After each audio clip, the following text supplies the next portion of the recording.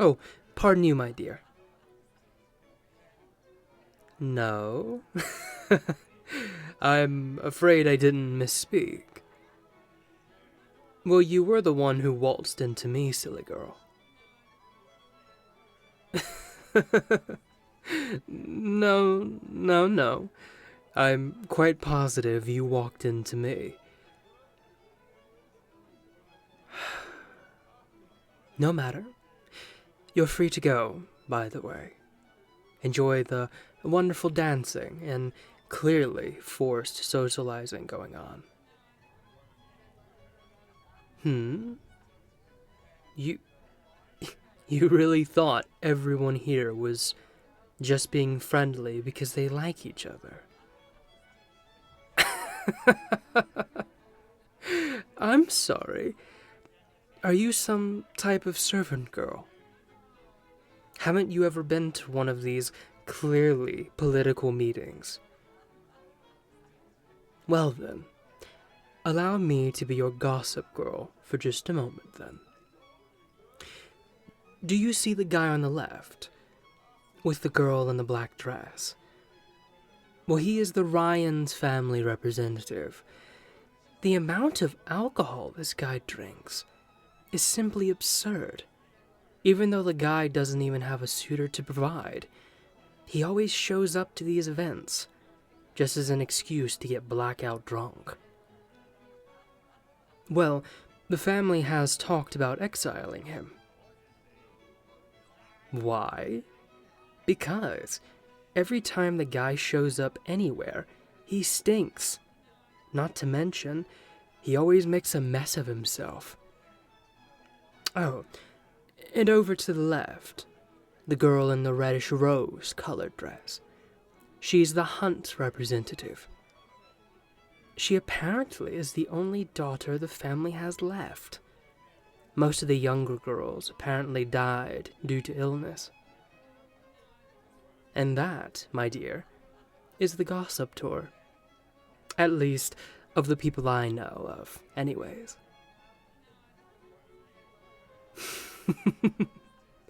I'm rude. Well, you're certainly not the only person who's ever said that. But you are the first person who has said that to my face, at least. Funny, I didn't catch your name, little flower. Ah, it suits you. It's both adorable and yet suits your bluntness. Oh, no. Nothing's wrong with a direct girl. Directness is a very wonderful trait, after all. It lets people skip all of the boring stuff and get right to the stuff that people care about. Wouldn't you agree, little thing? Oh, is that a hint of blushing I see? Or is your makeup simply melting away in my glowing presence? Oh. I meant to ask, are you one of the suitors that were required to show up here this evening? Well, you are dressed rather laxed when compared to the others, so forgive me for assuming you to be a servant girl. I see. You come from a farming family, then. That makes sense, then. Oh, no. Oh, nothing, darling. Just means you're hardworking. And you don't exactly have the time nor money for overly flashy clothes. Quite commendable, if I'm being honest.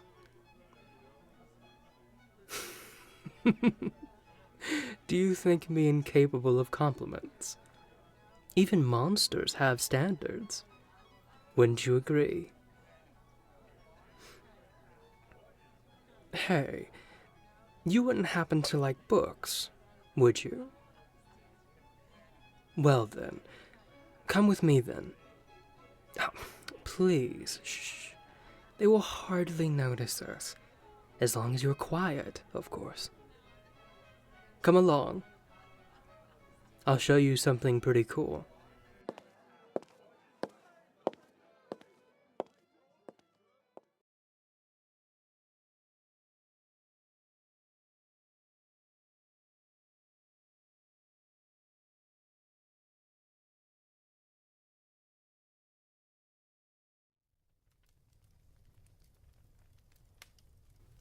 Relax, princess.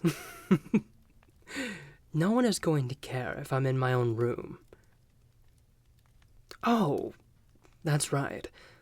I suppose I should mention the guy whose heart all of these people are currently fighting for. Well, that would be me. A pleasure to meet you. I am Prince Hashan of the Mick family. You... You look rather starstruck, dear. I know I'm pretty, but I'm not that pretty. Oh, no, darling. I'm not kidding in the slightest. See? This is my family crest on my tunic.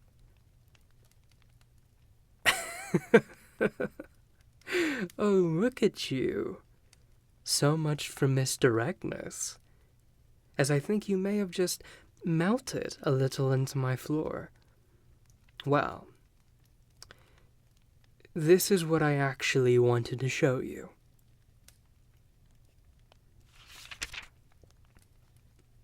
My dad has always pushed me into getting married, under the name of strength, or securing my future, he says. He doesn't like me being up here, reading my books on magics and strategy and things. He'd much rather a brain-dead son who simply wants to kill anyone who looks at him the wrong way. However, one good thing came out of tonight, I suppose.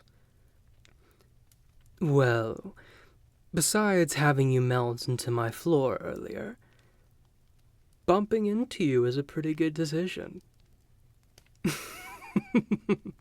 Okay. I admit, I was the one who bumped into you. However, I didn't mean to make you nearly fall over. That part was completely on accident, I'm afraid. But this part was completely on purpose. Do you care if I lift your chin and kiss you? Are you really going to pretend like you haven't been looking at my lips since I bumped into you? Pretty angel. Always so snarky.